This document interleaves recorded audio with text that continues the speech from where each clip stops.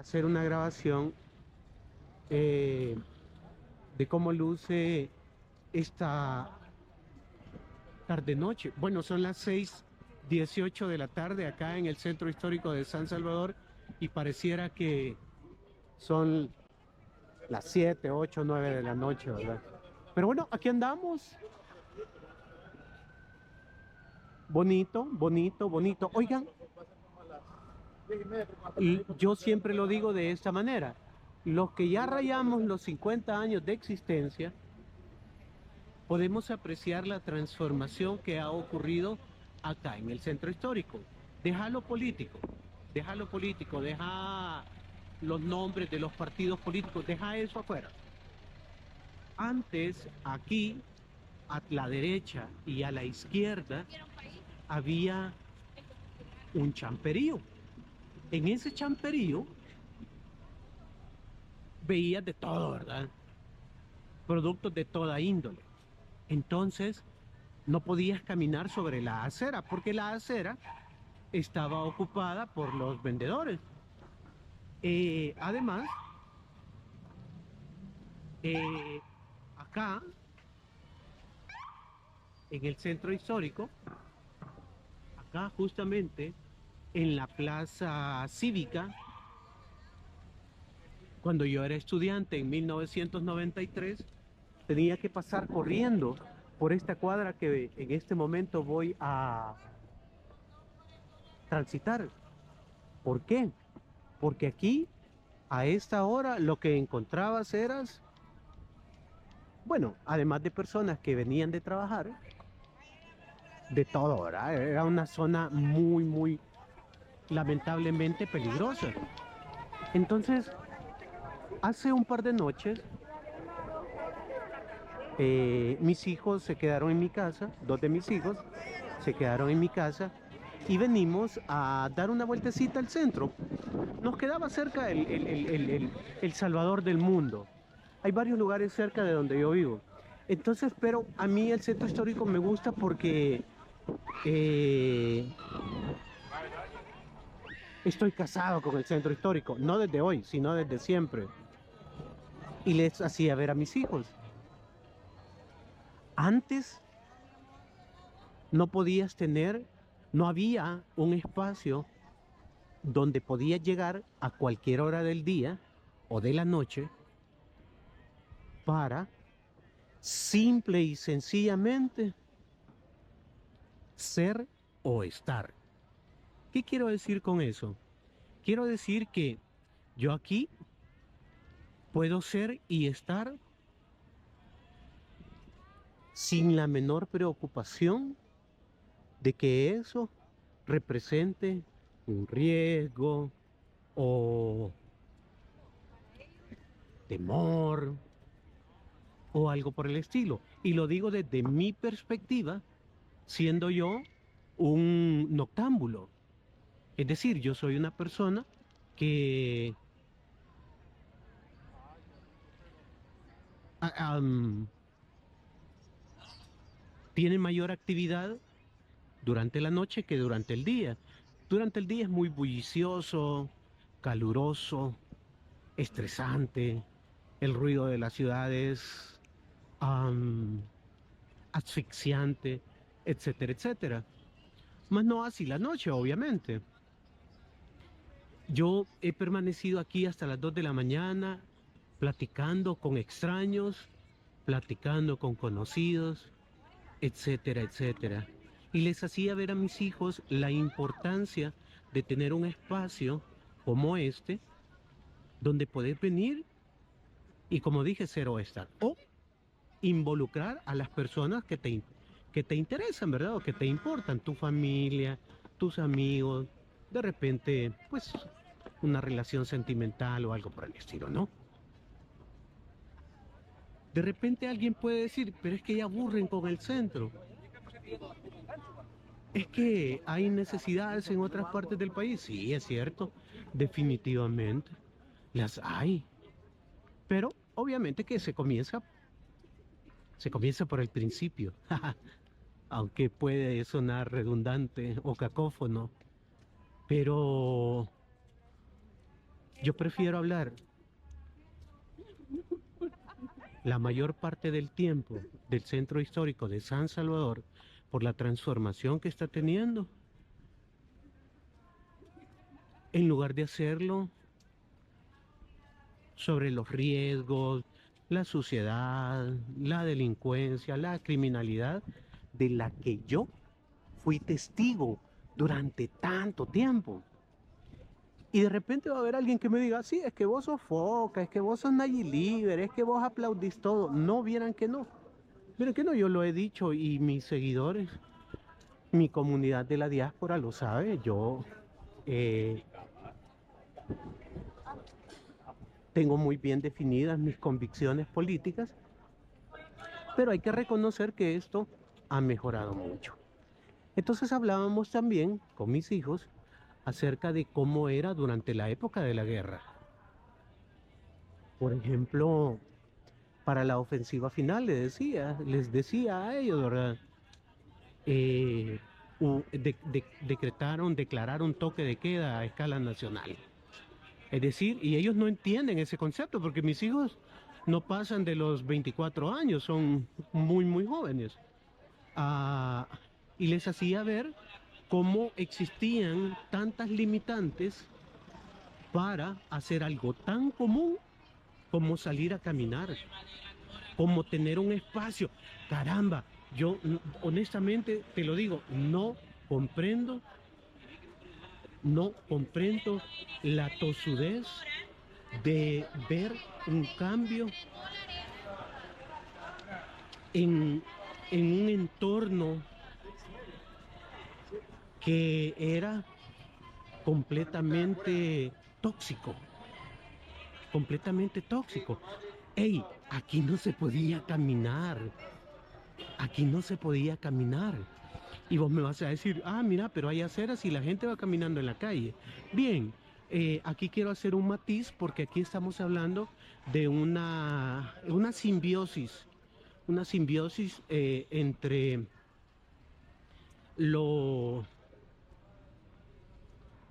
los espacios para la coexistencia entre el comercio, el tránsito, los peatones, los ciudadanos, etcétera, etcétera. Y es precisamente por esto que esta calle tiene adoquines. Alguien va a decir, chica, pero es que lo destruyeron no sé cuántas veces y lo reconstruyeron no sé cuántas veces. Sí, es cierto, hay cosas que definitivamente nos llaman la atención, ¿verdad? Nos generan ruido, disonancia, si querés llamarle, ¿verdad? Nos generan disonancia porque si ya habían construido algo, ¿por qué lo volvieron a destruir y a reconstruir? Pero bueno, ese no es el tema de esta charla. El tema de esta charla o de esta conversación es cómo la recuperación de espacios nos hace tan bien a las personas para nuestra salud mental. Y vos vas a decir, ¿y eso en qué beneficia mi salud mental? Bueno, ahí te voy a hablar un poco de cómo el sentimiento de bienestar te puede generar seguridad, confianza, bienestar, ¿verdad? Porque yo prefiero esta realidad a la realidad que me tocó vivir durante tanto tiempo. O sea, aquí, por ejemplo, y no me van a dejar mentir las personas que en alguna ocasión hayan tenido que transitar con su vehículo por acá. Ya no se diga a pie, pero 10 cuadras te podía tomar hasta 30, 35, 40 minutos hacer el recorrido. Así de fácil. ¿Por qué? Porque esta calle, que es de 2 carriles, a ver, sí, creo que la ampliaron. A ver, aquí cabe 1, 2, 3. Ahora creo que son 3 carriles, si no estoy equivocado. Pero, pone que hubiera sido de 2, vaya. podían circular dos vehículos. Primero, te encontrabas con autobuses, microbuses, transportes de carga, transportes comerciales y luego obviamente el transporte de las personas, ¿verdad? De los ciudadanos naturales. A eso agregarle el reto de las condiciones de la capa asfáltica. Yo recuerdo que allá cuando yo era estudiante por 1993, en los alrededores de la Plaza Cívica y la Plaza Libertad, el asfalto era ondulado. El asfalto era ondulado. No sé si porque era de mala calidad o porque hacía demasiado calor o porque eh, la carga vehicular era demasiado intensa, no lo sé. Pero lo que sí te puedo decir es que las calles, al menos en esta área, estoy hablando de esta área, ¿sí? Sabemos que hay un gran reto a escala nacional en materia de vías públicas, ¿no? Calles, avenidas, carreteras, caminos vecinales, etcétera, etcétera. Eso sí está más que claro y no es el tema de discusión, ni siquiera es tema de discusión. Pero lo que te quiero decir es que a eso agregarle que acá, esta acera que te estoy mostrando en este momento, estaba reducida al paso de una y cuando mucho dos personas al mismo tiempo de ida o de regreso. ¿Por qué? Porque los comerciantes, si bien estaban sobre la calle y no sobre un solo, no solo un solo sentido, un solo carril, sino que casi un carril y medio y parte de la acera, te quedaba solamente un carril para transitar con tu vehículo, pero también para caminar. Entonces, cuando yo hago la retrospectiva y la inevitable comparación de cómo era antes a cómo es hoy, olvídate. Yo no me cansaría de hablar y hablar y hablar, y si fuera posible, todos los días de la transformación del centro histórico. En una oportunidad me subí a la parte alta de un edificio que tenemos aquí atrás. No recuerdo para acá. Hoy andaba haciendo unas fotografías panorámicas. No, hombre, no se veía la calle. O sea, no se veía la capa asfáltica. Porque todo estaba cubierto con velachos, cartones, toldos, láminas de todo tipo, etcétera, etcétera, etcétera. Y de repente va a haber alguien que me diga, ¿verdad? Va a haber alguien que me diga, sí, pero los comerciantes resultaron afectados. Sí, pero es que los comerciantes se quedaron sin una forma de vida. Y yo te voy a decir, sí, es cierto, tenés razón. Todas las transformaciones, todas las transformaciones siempre provocan afectaciones. Es así. Y siempre ha sido así y siempre va a ser así. Pero, ojo, no hay que perder de vista un aspecto muy esencial, que es de dónde venimos. Que es de dónde venimos. Estas personas que se establecieron acá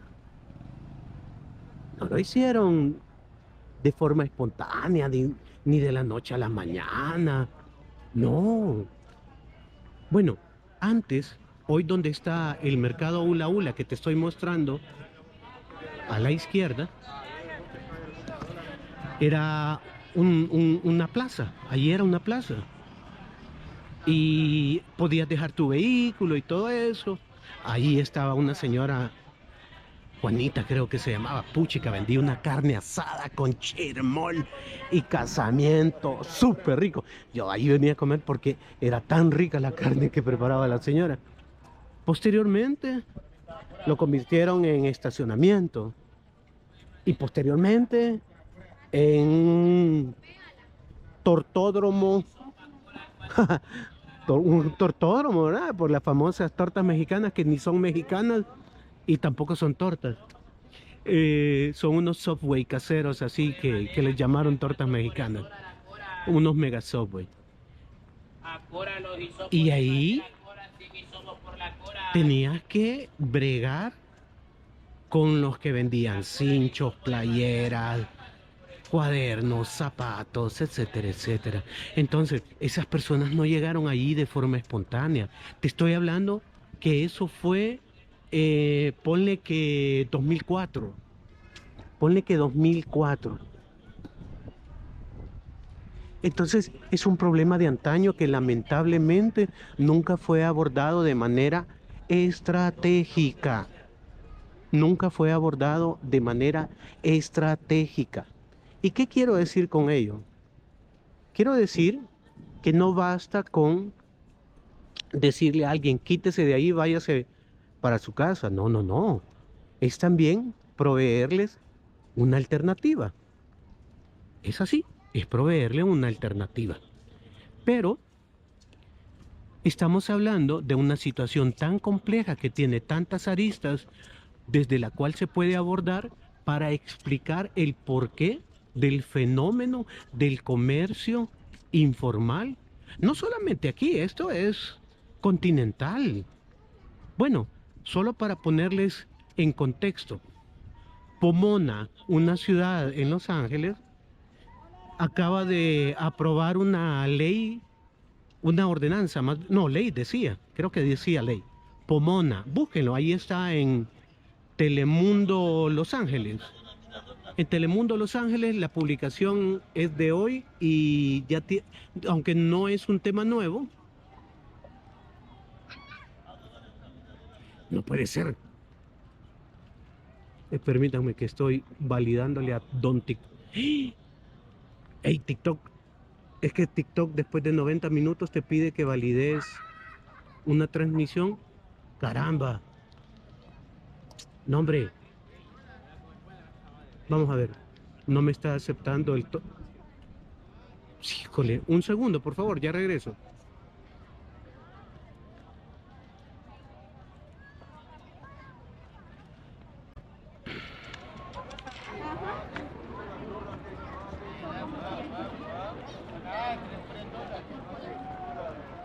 Hola, ya estoy de regreso. Es que TikTok me está pidiendo una verificación porque tengo, creo yo, hora y media, hora y media de estar transmitiendo, si no estoy equivocado. Entonces te decía que Pomona, una ciudad en Los Ángeles, la municipalidad acaba de aprobar una ley que prohíbe los vendedores ambulantes en las aceras de la ciudad. En Los Ángeles, al igual que en otras ciudades importantes de Estados Unidos, hay algo que se llama el Corredor Salvadoreño. Ese es un espacio, yo no lo conozco, eso solamente lo he visto a través de las noticias, porque yo soy un loco de noticias. Y Mauricio Parada, que me da mucho gusto saludarte, amigo. Estuve pensando en vos recientemente, espero que estés bien. Sabe que los que hemos ejercido el periodismo somos consumidores de información ya a esta etapa de nuestra vida por deporte. El asunto es el siguiente. Decía, y yo lo quise compartir, pero dije, nah, pues, mejor lo menciono otro día. El corredor salvadoreño es un espacio donde hay justamente comerciantes de origen salvadoreño, y hay corredores hondureños, guatemaltecos, etcétera, etcétera. Ya no es solamente que haya un solo corredor, y tampoco es que solamente sea para los salvadoreños. No es así, es un concepto, ¿no? Es un área, es como seguramente habrás escuchado alguna vez Chinatown, ¿sí? Que es una área donde pues se caracteriza por la presencia de personas originarias de China, comercios chinos, productos chinos, etcétera, etcétera. Entonces se están enfrentando, que no es nuevo, eso sí, esa problemática nuevamente, ¿verdad? de los vendedores ambulantes. Ellos, bueno, al menos el Telemundo lo maneja de esa manera. Entiendo que la municipalidad también lo maneja como vendedores ambulantes. Acá se buscó un término menos beligerante, al menos en la pronunciación o en la referencia: comerciantes por cuenta propia. O sea, estas personas tienen mucho tiempo de estar acá, han hecho su vida acá, sacaron a sus hijos acá, construyeron su casa acá. ¿Y por qué hago énfasis en este aspecto? Porque, como dije, alguien me va a decir, sí, pero es que eh, el centro está bonito, pero hay personas que resultaron afectadas. Y te lo acabo de mencionar. Sí, es cierto. Pero, reitero, requiere de soluciones estratégicas. ¿Y qué significa una solución estratégica? Mira, en primer lugar, aquí hay que desaprender. Yo no sé si vos has escuchado ese término. Yo lo vengo escuchando desde hace un poco más de una década, acerca de que es necesario desaprender.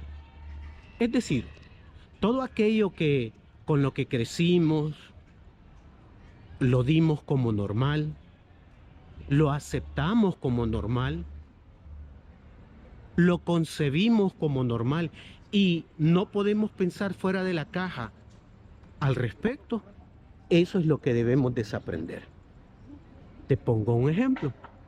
Yo soy, y voy a utilizar el término, enemigo de los conductores del transporte colectivo irresponsable. Ahí sí. Pero es más retórica que otra cosa, ¿no? Es decir, es por decir algo, ¿no? Yo soy enemigo de los conductores vehiculares irresponsables. ¿Por qué? Porque obviamente, al final de cuentas, quien termina afectado es el ciudadano. Es así. Ellos son los grandes perdedores. Si ustedes se recordarán, haciendo un matiz con lo que estoy mencionando, durante mucho tiempo hemos escuchado a los empresarios del transporte colectivo de que ese no es un buen negocio, de que el transporte colectivo es un negocio de pérdidas. Y también hemos escuchado la postura de analistas, público en general, vos, yo, los que viajamos en bus, etcétera, etcétera. Bueno, y si no funciona el negocio, ¿por qué lo tienen, verdad? Un poco contradictorio, pero bueno, es, como dije, pura retórica. Hago una pausa para saludar a Ruby Benavides. Nueva York es un desastre. Nueva York, Houston, Los Ángeles. A ver, no es que esté hablando mal de esos lugares, puesto que a mí no me compete hacerlo y mucho menos calificar, ¿verdad? Dar un calificativo, no me compete a mí. Son las autoridades de dichas ciudades, urbes o zonas de residencia las que tienen que responder a la problemática que hay en cada uno de esos lugares. Hago un matiz acá, por ejemplo, en el MacArthur Park, si no estoy equivocado, eso es en Los Ángeles también, hay un restaurante que tiene un poco más de 70 años de existencia. Y el dueño, el propietario del negocio, le advirtió a la municipalidad: o soluciona la problemática del MacArthur Park o cierro mi negocio. Y entonces vos vas a decir, a ver, ¿cómo es eso? ¿Cómo es eso? Que un empresario advierte a las autoridades que si no solucionan el problema, él se va a ir. Sí, porque él, como dije, además de tener 70 años de estar en el lugar, es una pieza clave para el comercio y sobre todo para la historia de esa parte de la ciudad. Y es un problema súper grave. El otro día, viendo las noticias temprano, una reportera que estaba haciendo una actualización en tiempo real en el para el estudio, para la transmisión matutina, no, hombre, cacharon a una señora de... fe-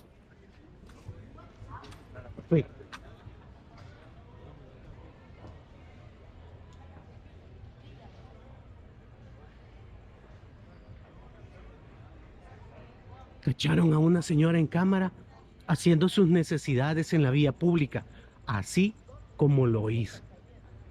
Cacharon, o sea, a ver, la periodista estaba haciendo la entrega de su nota, ¿no?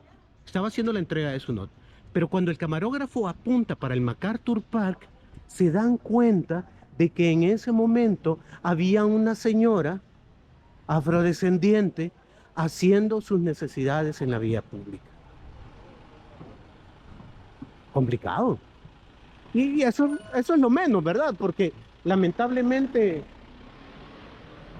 eso pasa ahí y en cualquier otra parte del mundo. Pero lo que sí es cierto es que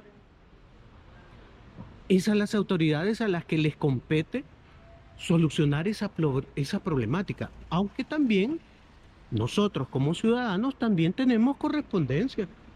¿En qué sentido? Bueno, siendo buenos ciudadanos. ¿Y qué significa ser buen ciudadano? Me vas a preguntar. Bueno, simple y sencillamente respetando las normas, cumpliendo tus obligaciones ciudadanas. Así, en términos generales. Cumpliendo tus obligaciones ciudadanas. ¿Por qué? Porque no vivís solo, o sea, no sos un ermitaño. El concepto de sociedad ahí es cuando más significado tiene. Es cuando más significado tiene. Y de repente ya me van a decir, ahí es el portal La Dalia. Sí. Ah, ahí duermen las personas en la calle. Sí, aquí duermen las personas en la calle. Lamentablemente es una realidad que tiene tanto tiempo de existencia y tan pocas soluciones en el tiempo. Te comentó algo. Yo trabajé para la alcaldía de San Salvador, ya lo he comentado en otras oportunidades. Recuerdo que enero creo que fue quiero ver, 2010, enero de 2010 me parece, o 2011 creo que fue, no recuerdo con exactitud. Tengo que hacer una actualización de mis datos. Am, ingresó un frente frío al país y obviamente pues que bajaron las temperaturas. Entonces venimos con un equipo de la alcaldía de San Salvador a trasladar a las personas que accedieran a centros de resguardo. Entonces muchos de ellos decidieron simple y sencillamente quedarse ahí, ponerse bolsas plásticas, papel de diario, trapos, etcétera, etcétera. ¿Por qué? Porque estamos hablando de problemas culturales, estamos hablando de problemas eh, que no se solucionan ni con multas, ni con leyes, ni con fuerza, ponle con fuerza, vaya, con el uso de la fuerza, sino que requiere un desaprendizaje de lo que sabemos. Acabo de mencionar que debemos de desaprender, debemos desaprender. Y en este caso, ¿cómo aplicaría ese concepto? Tenemos que dejar de normalizar que hay personas viviendo en la calle. Y entonces de repente va a haber alguien que me diga, ah, pero es que eso es muy idealista. Eso es muy difícil. Y es cierto, es muy, muy complejo. Yo me llevé un golpazo de realidad. La primera vez, no, eso fue la primera. Creo que fue la segunda vez que fui a Estados Unidos. Sin mentírtelo, a 6 bloques del Capitolio, afrodescendientes, latinoamericanos, uno que otro gringo, recibiendo comida porque pues cayeron en algún tipo de esas desgracias, ¿verdad? Por las decisiones que muchas veces tomamos y no consideramos que pueden generarnos una repercusión en el plano personal, familiar, económico, etcétera, etcétera. Son problemas muy complejos que, reitero, si bien no son nuevos, tenemos que desaprender que eso es normal, ¿verdad? Tenemos que desaprender. Y para eso, el desaprendizaje es un proceso sumamente complejo, porque implica cambiar todos tus fundamentos de valoración como individuo acerca de las cosas y la realidad en la que vivís, ¿verdad? Que no, es que, mira, es que voy a pisar el acelerador porque ya se puso en amarillo. No, eso, a ver, el amarillo es una advertencia de que ya se va a poner rojo y que debes detenerte. No es, se pone en amarillo porque tenés que pisar el acelerador para poder cruzar. Cosas tan básicas como esas, ¿verdad? Cosas tan esenciales como esas. Entonces, ese desaprendizaje, que no es fácil, que lleva tiempo y que es muy complejo, parte principalmente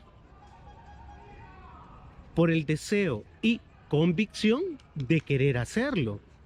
Porque no es que ya mañana, voy a desaprender. No, no es así, ¿verdad? Es parte del hecho de que querrás hacerlo. Vaya, eso es como, por ejemplo, como las personas alcohólicas, ¿verdad?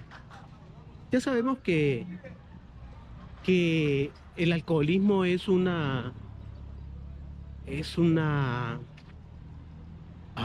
suplicio, no solamente para el que lo sufre, sino también para los familiares. Y que es muy complejo en el sentido que hay personas que ya no pueden vivir si no consumen alcohol. Pasó con una tía mía. Recuerdo muy poco de ella, pero lo que sí recuerdo es que ella todos los días a las 5 de la tarde se tomaba su cilindrito de flor de... No, no era de... Era, ¿cómo se llamaba? No me acuerdo si era muñeco, fíjate. Creo que era de muñeco. Una cosa así. Y se iba a dormir y se despertaba hasta el día siguiente. Pues un día desarrolló... ¿cómo se llama eso? Hepática. Una enfermedad hepática. Y se puso muy grave. Y estuvo a punto de morir. Y entonces se encendieron las alarmas porque la tía se iba a morir, ¿verdad? Un año duró la señora. Tuvo su recuperación, estuvo hospitalizada, médicos atendiéndola, etcétera, etcétera, y recayó. Entonces, es muy complejo de lo que estoy hablando. Es complejísimo. No es algo que lo vayas a lograr solamente por el mero hecho de que quiero hacerlo. Esa fuerza de voluntad que va más allá de tener la conciencia y sobre todo la determinación de que definitivamente es hora de desaprender, esa es la parte más compleja. Ahora, ¿se puede lograr? Sí se puede lograr, pero eso significa que debe ser un trabajo permanente, constante. Voy a utilizar un término que podría resultar inapropiado, pero igual lo voy a utilizar. Debe ser un bombardeo de estímulos para generar ese interés. Ojo, no es cambiar a la persona. No significa eso. No significa que la persona sea alienada. No es alienar a la persona. No estoy hablando de aliens, no estoy hablando de extraterrestres. No, de alienación estoy hablando. Es decir, persuadirla. Persuadirla, pero también hacerle ver que es importante generar ese cambio. Te pongo un ejemplo. qué me refiero con eso? No compres en la calle, hombre. Así de fácil. No compres en la calle. No, pero es que mira, es que me queda cerca y la verdad es que sí, pero es que no compres en la calle. Vaya, está bien, está bien. Pero ve cambiando el hábito de comprar en la calle. ¿Cómo? Programándote, programándote, programándote. Vaya, les hablo de mi caso, por ejemplo. Yo me programo para que mi fin de semana está definido por una serie de acciones que tengo mucho tiempo de hacerlas. Y se las comparto con mucho gusto. Y no, ustedes saben que yo soy muy abierto para hablar de mi vida. Pero, por ejemplo, yo los sábados por la mañana no hago absolutamente nada más que ser y estar. Y no es haraganería, vieras que no.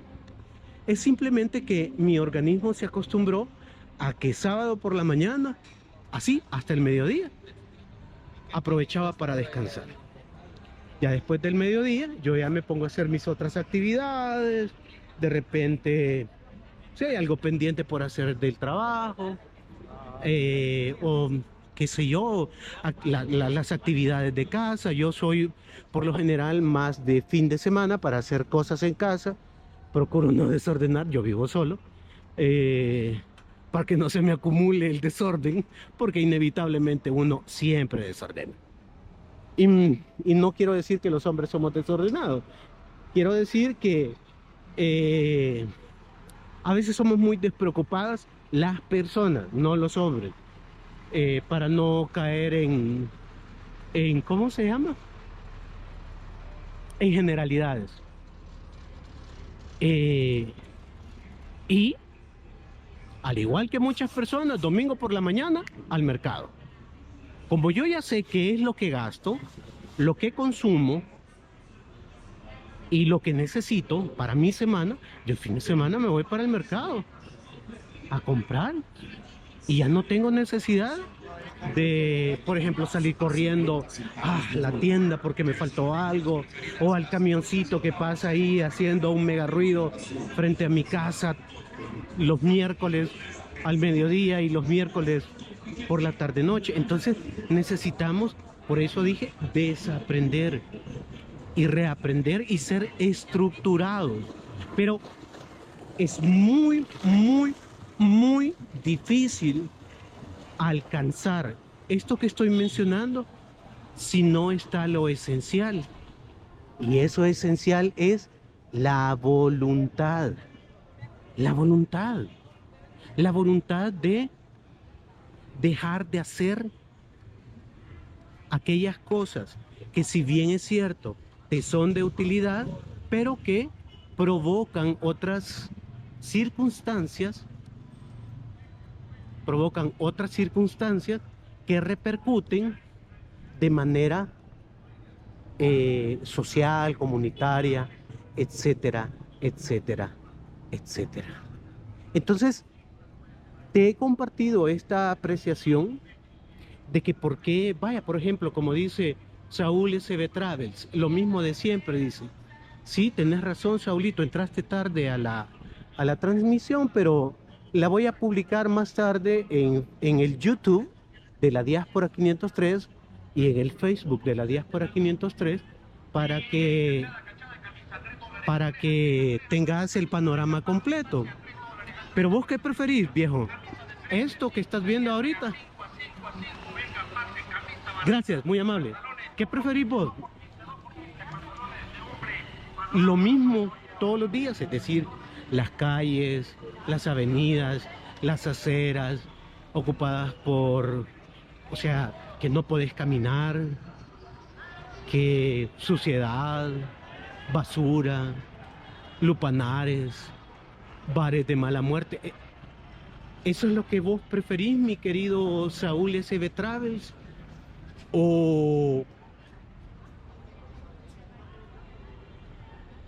un espacio de convivencia donde podás estar con tu familia, con tu pareja, a solas, con tus amigos, simple y sencillamente disfrutando del momento en un entorno limpio, iluminado, seguro. Así te lo pongo yo. Y te lo pongo en una especie de balanza, ¿verdad? ¿Qué preferís vos?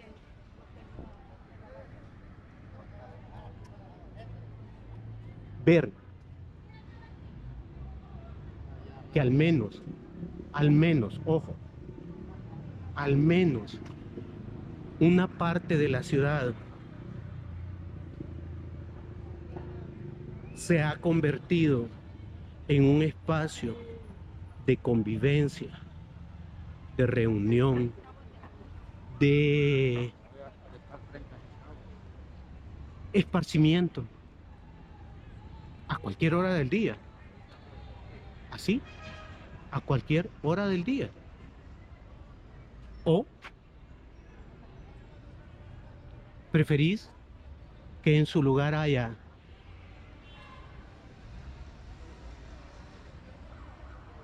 personas con comportamientos sociales indecentes, basura, suciedad? Y yo le decía más temprano, fíjate, yo prefiero ver que todos los días, al menos esta parte de la ciudad, ¿verdad?, permanece igual, a tener que estar peleando en mi mente, en lugar de estar reprochándome todos los días de que puchica todo el tiempo lo mismo, ¿verdad? Como lo que estamos viendo en este momento. ¿Qué preferís vos, brother? Saúl, ¿qué preferís vos? Ahí te lo dejo en el tintero. Bien, vamos a ver. Oh, sí, Nueva York es un merequeteque. Ey, más con lo del tren del Jaragua, si no estoy equivocado. Esa banda. Estaba viendo que hay niños de 8 años. Niños de 8 años delinquiendo. Y que acaban de hacer una mega redada. Acaban de hacer una mega redada en Nueva York. Porque las bandas de delincuentes juveniles, y de acuerdo con la información que he visto yo en las noticias, venezolanos, no estoy ni tengo nada contra los venezolanos, ni estoy hablando mal de ellos, es lo que dicen las autoridades, es lo que dicen las noticias, pero sí súper complicado. Nueva York, acá, mira, yo acá nunca vi bandas de niños delincuentes. Yo, pecame, acusame de que estoy pecando como ignorante. Pero niños de 8 años en bandas delinquiendo, yo personalmente nunca las vi. Hola, Eder. No logro ver bien porque ya no Miki, mi querido amigo Eder. Ya no Miki. A ver. Eder Peme.